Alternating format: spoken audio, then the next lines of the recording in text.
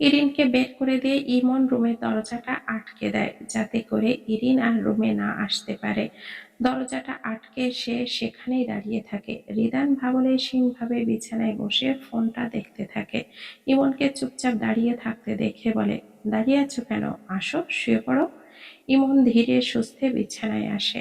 তার পাশে থাকা লোকটা তার স্যার হয়, তাও যে সে স্যার নয়, কলেজের তথাকথিত রাগী স্যার। কলেজের বাহিরেও কারোর দুষ্টুমি স্যারের চোখে পড়লে বকা দেন, আর সেই লোকটার সাথেই তাকে আজ থাকতে হবে। তার ভাগ্য এত খারাপ কেন? ইমন বিছানায় শুতেই রিদান বলে, তোমাদের মা কোথায় গেছেন? কার কি হয়েছে? বড় ভাইয়া সেনাবাহিনীতে আছেন উনি। দুদিন আগে একটা অপারেশনে গিয়ে গুলি খেয়েছেন। আম্মুকে আগে জানায়নি। আম্মু পরে জানতে পেরে আমাদেরকে এখানে রেখেই চলে গিয়েছেন। খালামণি কি হয় তোমার আম্মুর? কলেজ লাইফের বান্ধবী হয় শুনেছি। এখানে তোমাদের কোনো আত্মীয় থাকে না? ইমন একটু চুপ থেকে তারপর বলে, থাকতে পারে, আমি সঠিক জানি না। মানে? আসলে আমার দাদার বাড়ির কারোর সাথে আমাদের যোগাযোগ নেই। বাবার মৃত্যুর পর তারা কেউই আর যোগাযোগ রাখেনি। কিছু সমস্যা হয়েছিল ওই বাড়ির সাথে। ভাইয়া পরে আমাদের নিয়ে সোজা বাড়ি ছেড়ে চলে এসেছে। থাকছো কোথায়? নিজস্ব বাসা নাকি ভাড়া বাসা?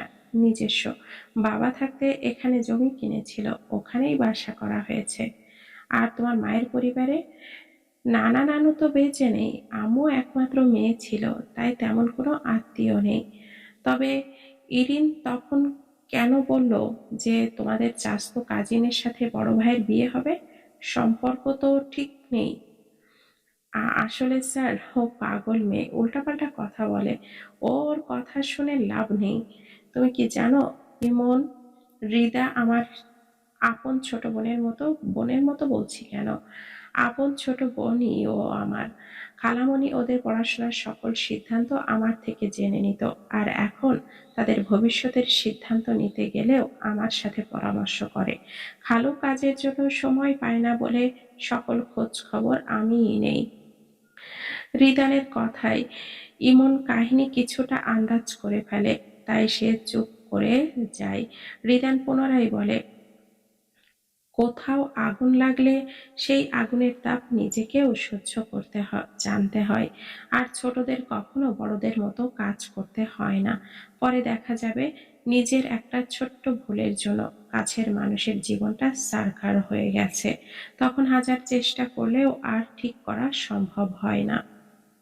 অপরদিকে রিদা থম মেরে বসে আছে। সে কি তবে আবারও হেরে গেল? প্রথমবার বিনা অপরাধে অপরাধী বানিয়েছিল লোকটাকে, তাই বোধহয় এবার সৃষ্টিকর্তা তার ভাগ্যে লোকটাকে রাখেনি। মেজর সাহেব কেন তাকে নিয়ে খেললো? শাস্তি দিল তাকে, তার আগের করা ভুলের শাস্তি। তাই বুঝি তাকে পুনরায় ভালোবাসায় বেঁধে এইভাবে ধোঁকা দিল? আজ রাতে বাবা তাকে নতুন ফোন দিয়ে গিয়েছিল, কিনেছিল নাকি আরো 2 দিন আগে? হৃদার ধৈর্যের পরীক্ষা নিতে সে দেয়নি এই 2 দিন। অথচ তারা তো জানেই না হৃদার ফোন না থাকলে কি হবে। সে তো সারাক্ষণই তুবার ফোন নিয়েই বসে থাকে, আর বেচারি তুবাকে বই নিয়েই বসে থাকতে হয়। রিদা সেই কখন থেকে সারোয়ারের একটা উত্তরের অপেক্ষায় ছিল। সারোয়ার আর তার মেসেজ সিন করেছে, তবে উত্তর দেয়নি। এই সামান্য একটা উত্তরের অপেক্ষা রিদার ঘুম কেড়ে নিয়েছে। অন্যদিকে ইরিন আরাম করে বিছানায় ঘুমাচ্ছে। তুবাও বই নিয়ে বসে বিছানায় হেলান দিয়ে ঘুমিয়ে গিয়েছে। রিদা তাদের একদিকে এক পলক দেখিয়ে ফোন নিয়ে বারান্দায় চলে যায়। রাতে স্নিগ্ধ আকাশ, কোমল বাতাসে নিজেকে শান্ত করতে চায়। এতে করে শীতের ঠান্ডা হলেও মনে তো মনে তো শান্তি পাচ্ছে না সে। এই শান্তি শুধু সারোয়ারের একটা উত্তরই তাকে এনে দিতে পারত। আকাশে ওঠা ঝলমলে চাঁদের দিকে তাকিয়ে হৃদা আনমনেই বলে ওঠে, আর কত শাস্তি দেবেন আমায় মেজর সাহেব? শুনেছি যুদ্ধক্ষেত্রে 1 সেকেন্ড দেরি মানেই বিপদ। তবে আমার মনে যে যুদ্ধ চলছে, তা কেন দ্রুত থামানোর চেষ্টা করছেন না? আমার বার্তা কি আপনার ব্যস্ততার ভিড়ে হারিয়ে গেল, নাকি আমি আপনার অগ্রাধিকার লিস্টে একদমই শেষে পড়ে আছি? আপনার তো দায়িত্ব এড়ানোর স্বভাব নেই। তবে কেন আমার ক্ষেত্রে এত অবহেলা করছেন? আমার এই অনিশ্চয়তার মনের দায় কে নিবে? আমি কি এতটাই তুচ্ছ হয়ে গেছি আপনার কাছে? পরের দিন সকালবেলায় রিদান উঠে কবির সাহেবের সাথে কথা বলছিল। গত রাতে দেখা হয়েছিল ঠিকই, তবে কথাবার্তা তেমন হয়নি। নওশীন বেগম সবার জন্য নাস্তা বানাচ্ছে। তুবা সকাল সকাল উঠেই প্রাইভেটে চলে গিয়েছে। প্রাইভেটে এখন শেষ মুহূর্তের প্রস্তুতি চলছে। মাসখানেক পরেই বোর্ড এক্সাম, সেই নিয়েই অনেক ব্যস্ততা তার। ইরিন আর ইমন এখন ঘুম থেকে ওঠেনি, তাদের তো কলেজ আছে। যাবে না নাকি? রিদান নওশীন বেগমকে জিজ্ঞেস করেন, খালামণি, তোমাদের মেহমানরা যে এখনো উঠলো না, কলেজে যাবে না নাকি? আজ যেতে হবে না তাদের, বেড়াতে এসেছে এখানে। একদিন কলেজে না গেলে কিছুই হবে না। যা ভালো মনে হয় করো। ওদের মা কবে আসবে? গেলই তো কালকে। বড় ছেলে একটু স্টেবল না হলে আসবে কিভাবে? 2-3 দিন তো লাগবেই বোধ হয়। এমন সময় সেখানে রিদা উপস্থিত হয়। তার চোখ মুখ কেমন যেন শুকনো হয়ে গেছে। চোখের নিচে ডার্ক সার্কেল পড়ে গেছে। মনে হচ্ছে সারা রাত ঘুমায়নি। তাকে আসতে দেখেই নওশীন বেগম বলে ওঠেন, আসছে বড় নবাবজাদি। তা আপনি কি আজও কলেজে যাবেন না? আপনাদের কেন জরিমানা ধরে না? এক্সামে আটকে দিলেই খুশি হতাম। মায়ের রাগী কথার প্রেক্ষিতে রিদা কিছুই বলে না। চুপচাপ এসে বাবার পাশের চেয়ারে বসে। কবির সাহেব ব্রেকফাস্ট করতে করতে বলেন, রাতে ঘুমিয়েছিলে নাকি নতুন ফোন পেয়ে ফোন দেখছিলে শুধু? রিদা মৃদু উত্তর করে, না, ফোন দেখিনি, তবে ঘুম আসছিল না, বারান্দায় বসেছিলাম। রান্নাঘর থেকে রিদার নাস্তা এনে দিয়ে নওশীন বেগম বলে, হ্যাঁ, এইসবই করিস সারা রাত জেগে থেকে। একটু পড়তে বসাও তো যায় না, খালি ফাঁকিবাজি। আহ নওশীন, বকো না তো মেয়েটাকে। স্বামীর কথায় নওশীন বেগম চুপ হয়ে যান। তারপর কবির সাহেব মেয়েকে বলেন, কিছু হয়েছে তোমার? মনমরা লাগছে কেন? এমনি ঠিক আছি আমি। ওই রাতে ঘুম কম হয়েছে, তাই এমন লাগছে। আচ্ছা, কলেজে যাবে না তুমি? তৈরি হয়ে আসো, আমার সাথে চলে যাবে। হৃদয় কিছু একটা ভেবে বলে, আমার ক্লাস আজকে আরো পরে, তোমার তো দেরি হয়ে যাবে। ভাইয়া, তুমি যাবে কখন? রিদান বলল, আমিও একটু পরেই যাব। আমার সাথে যেতে পারবি তুই? তাহলে তোমার সাথেই বেরিয়ে পড়বো আমি। কবির সাহেব মাথা নেড়ে ব্রেকফাস্ট সেরে নেয়। তারপর তিনি অফিসের উদ্দেশ্যে বেরিয়ে পড়েন। রিদা রুমে গিয়ে ইরিনকে ডেকে তোলে। ইরিন উঠে রিদাকে জিজ্ঞেস করে, কয়টা বাজে? 9টা। কি? আমার ক্লাস তো 8টায়। ডাকেননি কেন আমায়? ইমন কোথায়? ইরিন তাড়াহুড়ো করে উঠতে নিলে রিদা বলে ওঠে, আজ কলেজে যেতে হবে না বলে ডাকেনি। ইমনও বাসায় আছে, ফ্রেশ হয়ে আসো, নাস্তা করবে। ইরিন থেমে গিয়ে বিছানায় বসে থাকে। রিদা ফোনটা হাতে নিয়ে বারান্দার দিকে যেতে নিলে পেছন থেকে ইরিন বলে ওঠে, ভাইয়ার সাথে আপনার কথা হয়? রিদা এক পলক তার দিকে তাকিয়ে বলে, হতো। আর কথা হবে না আশা করি। কেন হবে না? সেটা অজানাই থাক। তুমি উঠে ফ্রেশ হয়ে আসো। ইমনও বোধহয় উঠে গেছে, আর তোবা একটু পরেই চলে আসবে। তোমার আর একা ফিল হবে না। রিদা কথাটা বলেই বারান্দায় চলে যায়। বারান্দায় তার দুটো গোলাপ গাছ আছে। মাকে রাজি করিয়ে সে গাছ দুটোকে এনেছিল। সে বেশি যত্ন করে না, যা করার তোবা নিজেই করে। কিন্তু ফুলটা পছন্দ রিদার নিজের। রিদা যেতেই ইরিন ভাবে, তাকে কেন এইভাবে বলল রিদা? রিদা কি তবে তাকে বুঝতে পেরেছে যে রিদাকে পছন্দ করছে না? এখন কেন তার খারাপ লাগছে? রিদা তো তার কোনো ক্ষতি করেনি। তবে ভাইয়ার আর রিদার বিয়ে ঠিক হয়েছিল, রিদা তাকে রিজেক্ট করেছিল। এইসব ভাবলেই ইরিনের রাগ ওঠে। তার ভাইয়া কত ভালো একটা মানুষ, তাকে কেউ রিজেক্ট করবে কেন? কিভাবে নিজেকে মেয়েটা? হুম। ইরিন ফ্রেশ হয়ে একাই রুম থেকে বের হয়ে যায়। বেরিয়ে দেখে ইমন রিদানের সাথে বসে আছে। রিদানকে এখনো বাসায় দেখে ইরিন ভুরু কুঁচকায়। কতদিন লোকটাকে ভয় পেয়ে সে চুল ভুল করেছে। তাদের সম্পর্ক টিচার স্টুডেন্ট, এটা কলেজে, বাসায় তো তারা সম্পূর্ণ আলাদা মানুষ। তবে কেন টিচারের মতো ভয় পাবে তাকে? ইরিন গিয়ে ইমনের অপর পাশে বসে ইরিনকে দেখেই ইমন এমন একটা লোক দেয় যেন তাকে খেয়ে ফেলবে। এটা দেখে ইরিন ফিসফিস করে বলে, এমন ভাবে তাকিয়ে আছিস কেন? যেন আমায় খেয়ে ফেলবি তুই? আন্টি নাস্তা দিয়ে দেয়নি খেতে? ইমনও ফিসফিস করে বলল, আমি আম্মুকে আজকেই চলে আসতে বলবো, নয়তো একা একাই বাসায় চলে যাব তোকে রেখে। তোর জন্য আমার সম্মানের রফা দফা করতে পারবো না। ইরিন মুখ বাঁকিয়ে তাকে ভেঙচি দিয়ে বলে, তোর আদর সম্মান আছে চিংড়ি পোলা? ইমন রেগে গিয়ে ইরিনের ঘাড়ে চেপে ধরে। সাথে সাথে রিদান পাশ থেকে বলে, অসভ্যতামি কেন করছো আমার সামনে? Sorry sir. ইমন তাকে তাড়া ছেড়ে দেয়। তারপর ফিসফিস করে বলে, তোর জন্য কালকে আমাকে কথা শুনতে হয়েছে। তোকে বাসায় গিয়ে বেত দিয়ে আচ্ছা মতো পিটাবো। আমি ইরিন না। এত ফাজিল কেন তুই? মাথায় কিছুই নাই, গোবরে ঠাসা? ইরিন রেগে গিয়ে ইমনের বাহুতে ঠাস করে একটা মার লাগিয়ে দেয়। তখনই রিদান পাশে ফিরে তাদের দিকে তাকালেই ইরিন একদমই পাত্তা দেয় না। রিদা বলে ওঠে, তোমার সাহস তো কম না? আমি এখানে বসে আছি, আমার সামনে এভাবে মারামারি করছো তোমরা? দেখুন, এখানে টিচারগিরি দেখাবেন না। আর আমি আমার ভাইয়ের সাথে যা করার করছি, আপনার গায়ে লাগে কেন? ইমনের সাথে সাথে ইরিনের মুখটা চেপে ধরে। তারপর রিদানের দিকে তাকিয়ে বলে, please sir, sorry sir. Irin মুখ থেকে ইমনের হাতটা সরানোর জন্য ছোটাছুটি করতে থাকে। এইসব দেখে বিরক্ত হয়ে রিদান সেখান থেকে উঠে চলে যায়। ইরিন ইমনের সাথে রাগারাগি করতে থাকে। তখনই নওশীন বেগম আসে নাস্তা নিয়ে। সাথে সাথে তারা থেমে যায়।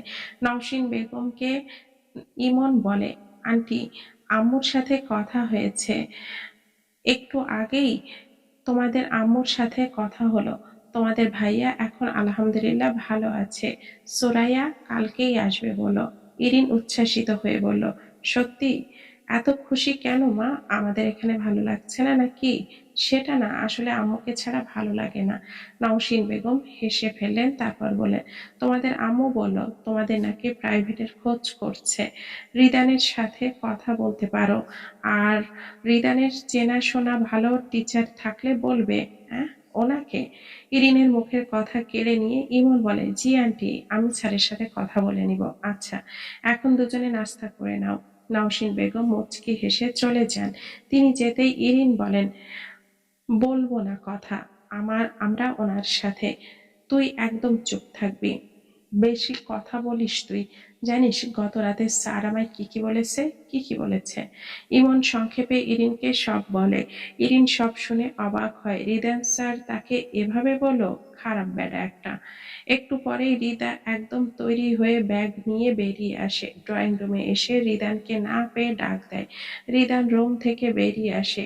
রিদা ইমন আর ইরিনের উদ্দেশ্যে বলে, নাস্তা করেছো তোমরা? জি আপু।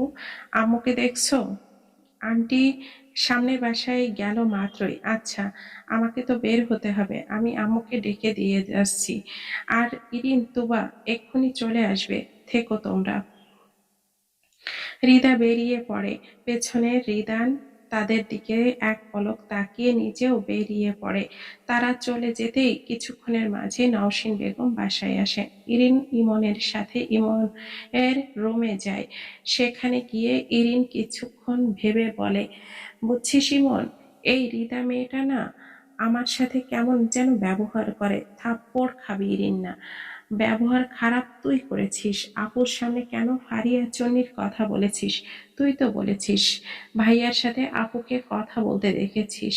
এখন আল্লাহ জানে তুই কি ঝামেলা বাঁধাচ্ছিস। ইরিন চুপ করে বসে থাকে, মনে মনে হিসাব মেলাতে থাকে, সত্যি কি ঝামেলা বাঁধাচ্ছে সে? ইরিন তুবার সাথে বসে কলেজের সম্পর্কে কথা বলছে। তুবা আর ইরিন না, আলাদা কলেজে পড়ে। কোন কলেজ, কেমন টিচার, কেমন হবে, এইসব নিয়েই গসিপ করছে তারা। কথায় কথায় ইরিন বলে, আমাদের কলেজের একমাত্র খারুস টিচার তোমাদের ভাইয়া রিদান স্যার। আমি সহ্যই করতে পারি না তাকে। হ্যাঁ, ভাইয়া পড়াশোনা নিয়ে একটু স্ট্রিক্ট হতে বলতে পারো, তবে ভাইয়া মন থেকে অনেক ভালো। সে তোমাদের কাছে ভালো হতে পারে, আমার কাছে না। জানো, কিছু একদিন একটু পড়া না পারলেই দাঁড় করিয়ে রাখবে, অন্যদের কিছু বলে না। যেদিন আমি পড়া পারবো না সেই দিনই শাস্তি দিবে, যেদিন পারি সেদিন দেখবা বাকিদেরকে বসিয়ে দেয়। তাহলে বলো, আমার সাথে ওনার নিশ্চিত পার্সোনাল শত্রুতা আছে, নয়তো আমাকেই কেন শাস্তি দিবে? তুবা চিন্তিত ভঙ্গিতে বসে বলে, আসলে তো ভাইয়া কেন ইরিনের সাথে এমন দ্বিমুখী ভাবনা পোষণ করবে? পাশ থেকে হৃদা একদম মুখ খুলে মৃদু গলায় বলে, তোমরা ভাই বোন অনেক বোকা, খাঁটি রত্ন চেনো না, তাই এমন ভাবনা ভাবছ। ইরিন আড়ালে মুখ বাঁকিয়ে সমানে বলে, তুমি কি নিজেকেও খাঁটি রত্ন বলছো? আমি নই। না, খাদ আছে সেই রত্নে। যেমন, তুমি বুঝে নাও। মনে রাখবেন আপু, আমি সারোয়ার সিদ্দিকের বোন। আমি আমার ভাইকে অনেক ভালোবাসি, আর আমার ভাইকে যে অসম্মান করে তাকে আমি ঘৃণা করি। এই জন্যই আমি আমার ওপর তোমার এমন বিদ্রূপ চিন্তা ভাবনা। জানি না তোমার ভাইয়া এখন ভালো আছেন তো? আর তোমার হবু ভাবি, সে বুঝি অনেক সুন্দর, ভালো মনের মেয়ে? ইরিন মনে মনে বলে, ভালো না তো সাই, আস্ত শয়তান একটা, খচ্চর ফারিয়া। তবে হৃদার সামনে হেসে বলে, অবশ্যই অনেক সুন্দর, আমার পছন্দের কাজিনও। ও ভাবি হলে খুব ভালোই হবে। হৃদা আর কিছু বলে না, আনমনা হয়ে জানালা দিয়ে বাহিরে তাকিয়ে থাকে। বাহিরে আকাশ মেঘ জমেছে, যখন তখন বৃষ্টি নামবে। দূরের আকাশে কালো মেঘ ছেয়ে গেছে, হয়তো সেই দিকেও কোথাও এখন বৃষ্টি হচ্ছে। হৃদার মনটা খুব উদাস হয়ে আছে। গত পরশু সে সারোয়ারকে মেসেজ করেছিল, সারোয়ার তারপর আর কোনো রিপ্লাই দেয়নি তাকে। এত ইগো, এত ইগনোর কেন? হৃদা তাকে রিজেক্ট করেছিল বলে? তবে কেন বারবার ভালোবাসার কথা বলে ফাঁদে ফেলল? কেন তার অনুভূতিগুলোকে আগেই মাটি চাপা দিয়ে দিল? সুরাইয়া বেগম গতকালই আসার কথা ছিল, তবে কেন কোনো এক কারণে বশত তিনি আসতে পারেননি। ফোন করে জানিয়েছেন সারোয়ারের কি এক ঝামেলার জন্য আসতে দেরি হচ্ছে। এমনিতেই সারোয়ার মোটামুটি সুস্থ আছে। সারোয়ার যদি সুস্থ থাকে তবে কেন যোগাযোগ করলো না? নাকি ইরিনের কথাই সত্য, সত্যি ওনার বিয়ে ঠিক? এতদিন শুধু অভিনয় করলেন উনি। দেখতে দেখতে আকাশ অন্ধকার হয়ে আসে, ফোঁটায় ফোঁটায় বৃষ্টি শুরু হয়েছে। বৃষ্টির পানি জানালার গ্লাসে পড়তেই হৃদার ধ্যান কাটে। ফ্ল্যাটের ছাদে কাপড় দেওয়া আছে, নওশীন সেই সব তুলে আনতে বলেছিল সেই কখন। হৃদা তো ভুলেই গিয়েছিল। বিছানায় তাকিয়ে দেখে ইরিন আর তোবা কাঁথা নিয়ে শুয়ে পড়েছে। বৃষ্টি শুরু হওয়ার একটু ঠান্ডা ঠান্ডা লাগছে, এতে করে তাদের অবস্থা খারাপ। হৃদা তাড়াতাড়ি করে মাথায় ওড়না দিয়ে দ্রুত ছাদের উদ্দেশ্যে বেরিয়ে পড়ে। ততক্ষণে বড় বড় ফোঁটায় বৃষ্টি পড়া শুরু হয়ে গেছে। কাপড়গুলো তুলে নেয়, কিছু কাপড় তো ইতিমধ্যে হালকা হালকা ভিজে গেছে। হৃদা ইতিমধ্যে ছাদের সিঁড়িতে এসে দাঁড়ায়। কিছুক্ষণ ছাদের মেঝের দিকে সিঁড়িতে এসে দাঁড়ায়, দেখতে থাকে কিভাবে ফোঁটায় ফোঁটায় বৃষ্টির পানি এসে ছাদটাকে ভিজিয়ে দিল। ফোঁটায় ফোঁটায় বৃষ্টির পানি এসে ছাদটাকে ভিজিয়ে দিল। করছিল, তার হৃদয়টাও কেন ভিজল না? হৃদা বিড়বিড় করে বলে ওঠে, বৃষ্টি তো মেঘের ভেতর জমে থাকা কষ্ট, বৃষ্টি তো মেঘের ভেতরে জমে থাকা, তবে আমার মনের ভেতরে জমে থাকা এই ভারটা কিভাবে কমবে? এই ভার আমার উপস্থিতিতেই লাঘব হবে। হয়তো সেটা আমার উপস্থিতিতেই লাঘব হবে। হৃদা হুট করে পেছনটায় সারোয়ার দাঁড়িয়ে আছে। হৃদা তার হাতে থাকা কাপড়গুলো বুকে চেপে ধরে অবাক দৃষ্টিতে সারোয়ারের দিকে চেপে ধরে অবাক দৃষ্টিতে সারোয়ারের দিকে তাকিয়ে থাকে। ক্লিন শেভ করা মুখ, আর এই আধো অন্ধকারেও উজ্জ্বল রূপে প্রকাশ পাচ্ছে। ছোট ছোট আর্মি কাট করা চুলগুলো একদম পরিপাটি গোছানো। ঠিক যেন তার ব্যক্তিত্বের মতোই নিয়ন্ত্রিত। কালো বর্ণের চোখ দুটো এতই গভীর যেন কত কথা লুকিয়ে আছে সেখানে। হৃদা এক দৃষ্টিতে সারোয়ারের দিকে তাকিয়ে থাকে। সে অনুভব করছে এর সবটুকু ভ্রম, তাই সে ভ্রমটুকু কাটা পর্যন্ত সারোয়ারকে দেখে যেতে চায়। আচমকা কারোর ছোঁয়ায় হৃদার হুঁশ ফেরে। ভ্রম কাটতেই অনুভব করে কেউ তার কোমর জড়িয়ে ধরে আছে। তাকিয়ে দেখে তুবা তাকে শক্ত করে ধরে আছে। হৃদাকে তার দিকে তাকিয়ে থাকতে দেখে বলে, মন কই থাকে তোর? এখনই তো পড়ে যেতিস সিঁড়ি থেকে। কাপড় কখন তুলতে এসেছিস? 10 মিনিটের মতো পার হয়ে গেছে। কোন ধ্যানে পড়েছিলিস তুই? হৃদা তুবাকে দেখে বলে, তুই আসার সময় কাউকে দেখেছিস সিঁড়ি দিয়ে নামতে? না তো, কেউ ছিল না। আচ্ছা চল বাসায় যাই। হৃদা কাপড় নিয়ে আগে আগে যেতে থাকে। পেছনে তোবা অবাক দৃষ্টিতে তাকিয়ে থাকে। হৃদা আসতে দেরি হচ্ছিল বলেই মা তোবাকে পাঠিয়েছে। সেই যখন এসেছিল হৃদাকে সিঁড়ির ধারে এক দৃষ্টিতে সামনের দিকে তাকিয়ে থাকতে দেখে। হঠাৎই হৃদা পড়ে যেতে নিলে সে কোনো রকমে দৌড়ে এসে ধরেছে, নয়তো সোজা সিঁড়ি দিয়ে পড়ে যেত। হৃদা কি পাগল টাগল হয়ে গেলে নাকি? এমন অদ্ভুত ব্যবহার করছে কেন? সন্ধ্যায় হৃদা নিজের মনকে ডাইভার্ট করতে বই নিয়ে বসেছে। এমনিতেই সে তেমন একটা বই পড়ে না। পরীক্ষার আগে নাকে মুখে পড়ে পরীক্ষা দেয়। এখন তার মন ভালো নেই বলেই বই নিয়ে বসেছে। বই সামনে রেখে শুধু খাতায় লেখালেখি করছে। হঠাৎ কলিং বেলের আওয়াজ পায়। অনেকক্ষণ ধরে কলিং বেল বাজতে থাকলে হৃদার মেজাজটা খারাপ হয়ে যায়। কে না কে এসেছে ভেবে ওড়নাটা মাথায় দিয়ে দপ দপ করে দরজার দিকে এগিয়ে যায়। বিরক্তি নিয়ে দরজাটা খুলতেই তার চোখ ছানা বড়া হয়ে যায়। সামনে থাকা ব্যক্তিটি সত্যি মানুষ নাকি তার ভ্রম, তা নিয়ে সে ভাবনায় পড়ে যায়। বাড়িতে ঢুকতে দেবেন না ম্যাডাম?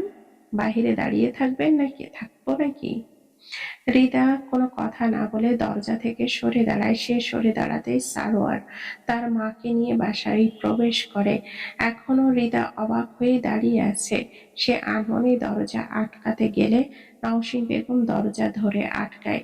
দরজায় বাধা পড়তেই হৃদার হুঁশ ফেরে। হৃদা তাকিয়ে দেখে তার মা এসেছেন। তার মানে তিনি বাহিরে ছিলেন এতক্ষণ।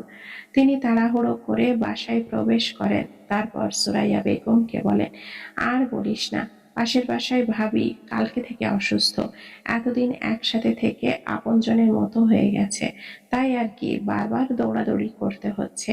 আরে ব্যাপার না, বস তুই, তোর সাথে কিছু জরুরি কথা বলার আছে, তাই সরাসরি বাসায় এসে উঠলাম। হৃদা তখনও দরজার কাছেই দাঁড়িয়ে আছে। সারোয়ারের চোখ তখন হৃদার দিকেই আবদ্ধ। ওড়না মাথায় ঘোমটা দিয়ে দাঁড়ানো মেয়েটাকে কত স্নিগ্ধ লাগছে এখন। সারোয়ারের দৃষ্টি সরে না, সে এক দৃষ্টিতে হৃদার দিকেই তাকিয়ে আছে। ড্রয়িং রুমে পরিচিত কণ্ঠস্বর শুনেই ইরিন ইমন দৌড়ে বেরিয়ে আসে। তুবা সহ তারা অন্য রুমে বসে গল্প করছিল। ইরিন ভাইকে দেখেই দৌড়ে এসে জড়িয়ে ধরে, ভাইয়া কেমন আছো তুমি? কোন হাতে গুলি লেগেছিল দেখাও আমায়, ব্যথা আছে এখনো? ইরিন সারোয়ারের দুই হাত উল্টে পাল্টে দেখতে থাকে। ইমনও এসে ভাইয়ের পাশে দাঁড়ায়। সারোয়ার তাদের সামলাতে থাকে। জার্নি করে এসে সে ক্লান্ত হয়ে গেছে।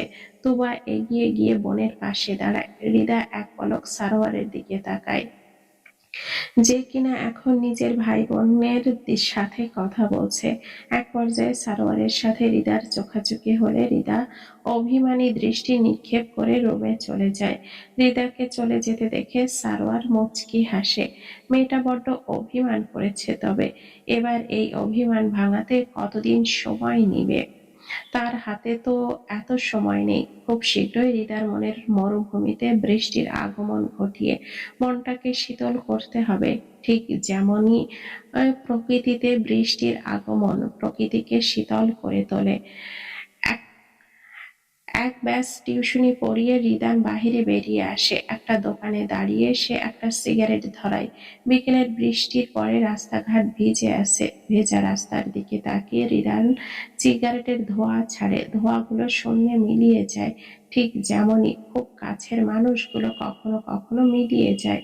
রিদান শূন্য দৃষ্টিতে সন্ধ্যার আকাশের দিকে তাকিয়ে থাকে। আজকের দিনটা তার জন্য খুব স্মরণীয় একটা দিন। এমনই একটা দিনে তার খুব কাছের একজন তাকে শূন্য করে দিয়ে চলে গিয়েছিল। ভুলটা তার একটাই, সে পড়াশোনা জানা বেকার। একটু অপেক্ষা করলো না সে, একটু সময় দিত তাকে। এই তো আজ সে চাকরি করছে একটা কলেজে, ভালো বেতনে চাকরি করছে, টিউশনি করাচ্ছে। এইটুকু দিয়ে কি একটা সংসার চালানো সম্ভব না? নাকি সে ভুল মানুষকে ভালোবেসেছিল? হয়তো ভুলই ছিল, নয়তো ও পারতো তো কিছুদিন অপেক্ষা করতে। তা না করে সে চলে গেল তাকে শূন্য করে। ফোনের আওয়াজে রিদানের হুঁশ ফেরে। ফোনটা হাতে নিয়ে দেখে নওশিনের ফোন। সে কলটা রিসিভ করে বলে, বলো খালামণি। ওপাশ থেকে সব শুনে সে বলে, ঠিক আছে, আমি বন্দোবস্ত করছি। তুমি খালুকে টেনশন করতে মানা করো, আমি সব গুছিয়ে নিয়ে আসবো। আরেকটা টিউশনি আছে আমার, শেষ করেই আমি বের হব। কথা শেষ করে রিদান হাতের সিগারেটটা ফেলে ক্লাসে ঢুকে যায়। এই ব্যাচটা পড়ানোর পরই ছুটি দিয়ে দিবে। আজকের মতো আর পড়ানো নেই। তারপর খালামণির কথা মতো সব গুছিয়ে নিতে হবে। খুব বিশেষ একটা দিন আজ, ভালো মতো পার হলেই